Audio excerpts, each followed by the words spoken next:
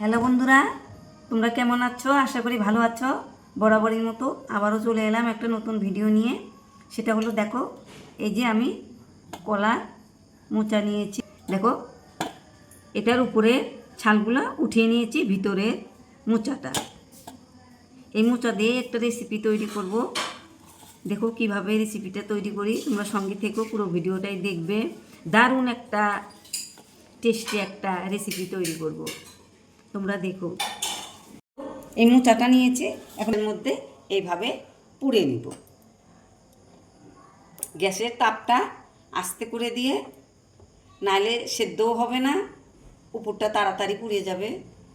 লো আঁচে এগুলো আমি পুড়ে নিব।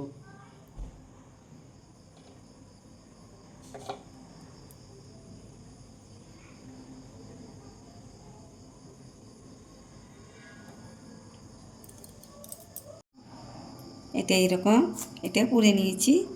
দেখো বেশ নরম হয়ে গেছে। এখন এটা ওইভাবে পুড়ে নিব।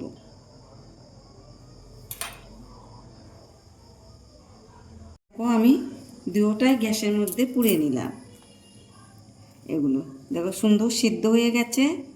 এগুলো এখন আমি এই কালোটা পরিষ্কার করে নিব।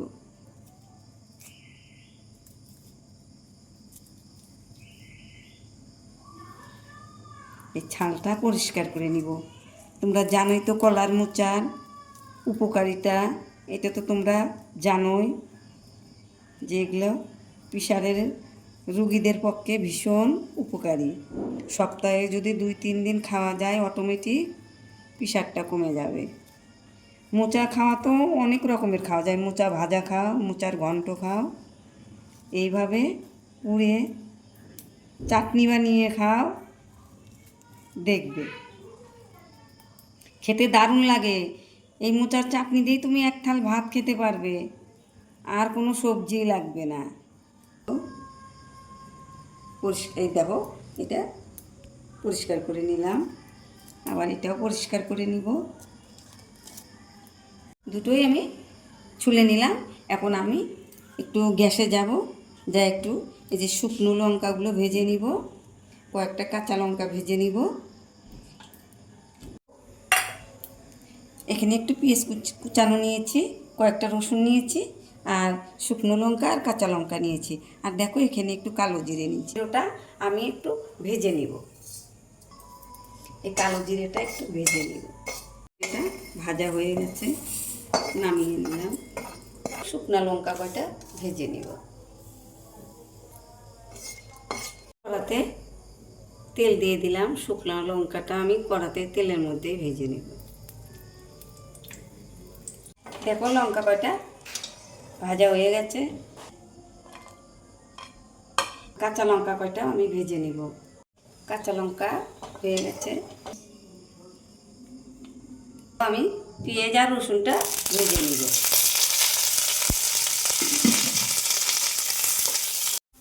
দেখো রসুন আর পেঁয়াজটা আমার ভাজা হয়ে গেছে, এখন আমি নামিয়ে নিব। শিলনোড়ায় বেটে নিব।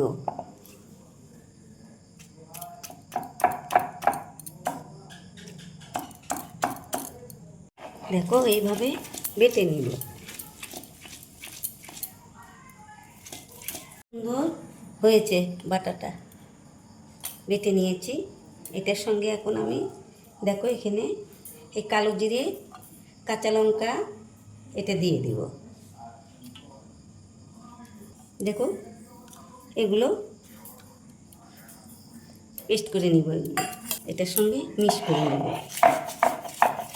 এখানে রসুনটা আর পেঁয়াজ ভাজাটা এখানটায় নিয়ে নেব।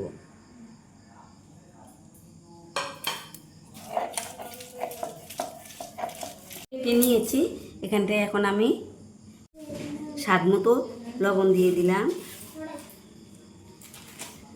দেখো একটু কাঁচা তেলটা দিয়ে দেব। এখন আমি মেখে নিব। হ্যালো বন্ধুরা, দেখো আমার কলার মোচার চাটনিটা কীরকম হয়েছে। দেখো এইভাবে যদি কলার চাটনি বানিয়ে খাওয়া যায়, তাহলে কিন্তু এক থাল ভাত খাবে, অন্য সবজি লাগবেই না। আরও উপকারী, জন হাই প্রেশারের লোকদের তো ভালোই উপকার, কিন্তু অন্য মানুষেও খেতে পারবে। দেখো এইভাবে তোমরা চাটনি বানিয়ে কিন্তু খেয়ে দেখবে। মোচা তো অনেকভাবেই খাও, এইভাবে একবার বানিয়ে খেয়ে দেখবে, দারুণ লাগবে, টেস্টি। তাহলে বন্ধু, আমার যদি এই রেসিপিটা ভালো হয় তাহলে তোমরা আমাকে লাইক কমেন্ট শেয়ার করবে, বন্ধুদের মাঝে শেয়ার করে দিবে। এইরকম নতুন নতুন ভিডিও তোমাদের সামনে নিয়ে আসবো। তোমরা ভালো থাকবে, সুস্থ থাকবে। আগামীতে আবার দেখা হবে নতুন কোনো ভিডিও নিয়ে। থ্যাংক ইউ বন্ধু।